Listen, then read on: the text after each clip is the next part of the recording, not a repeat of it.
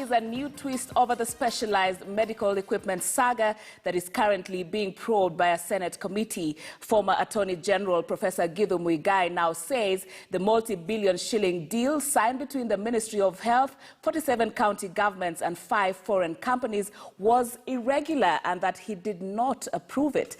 Muigai, who appeared before the probe committee, said the final contract was never submitted to his office as required by the law. Patrick Amimo reports. The Senate Ad Hoc Committee started investigating the controversial leased medical equipment after governors complained that the contract costs were varied from 38 billion shillings to 63 billions. The deal that is shrouded in secrecy involved outsourcing of specialist medical equipment to equip 2 hospitals in each county. The deal was sealed at State House, Nairobi on 6th February 2015 with then Health Cabinet Secretary James Macharia. There is a crisis moment in which the Ministry of Health says we must sign something immediately. But you remember that our position became, please don't do that. There are so many issues that are outstanding. We were unable to agree between the State Law Office, Health and Treasury to confirm the hurry and the pressure that you were under. The following day, the documents are signed at State House. So why are you writing these letters under duress? They will not sign them. They will negotiate them. Did you ever receive them for review?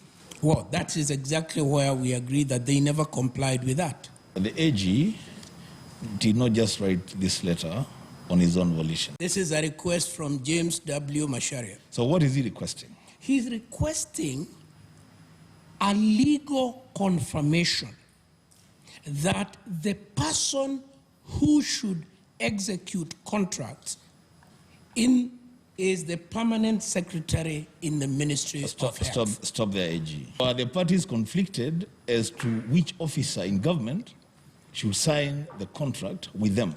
So what the minister is saying is, give us an interim letter that will go to these people to assure them.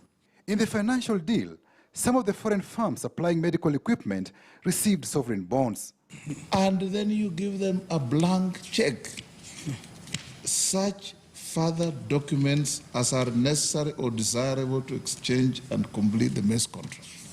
They ended up signing documents called letters of support, which in the case of General Electric and Philips actually amounted to sovereign guarantees. So you are confirming to the committee that what you authorized was pre-contract signing? Yes. And the final contracts were going to be negotiated. You're also admitting that you come towards the tail end of everything that has been already done, and you're basically the Attorney General is a stamping pad.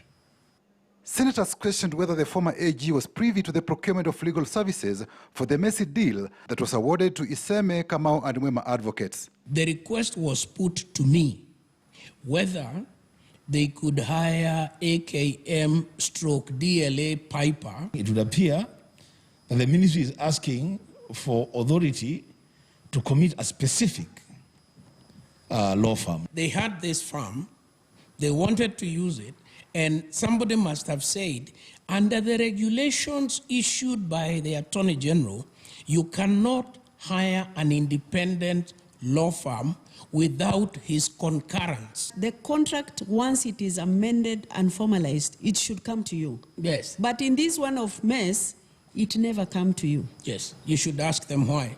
Can we confirm failure to do that was an irregularity? Will you then be surprised that subsequent hereto, they escalated the cost of this contract by over 100%? I am very surprised. GE paid $600,000 US to IKM for stay on. Philips paid $170,000 US to IKM. So all this money was paid to IKM for them to stay on. So clearly, they knew what they were doing. That comes to a total of 1 1.330 million US dollars. In today's exchange rate, that's 140 million Kenya shillings. Is this job worth that much legal fees? It is not part of the documentation we received in the AG's office. Patrick Amimo, KTN News. And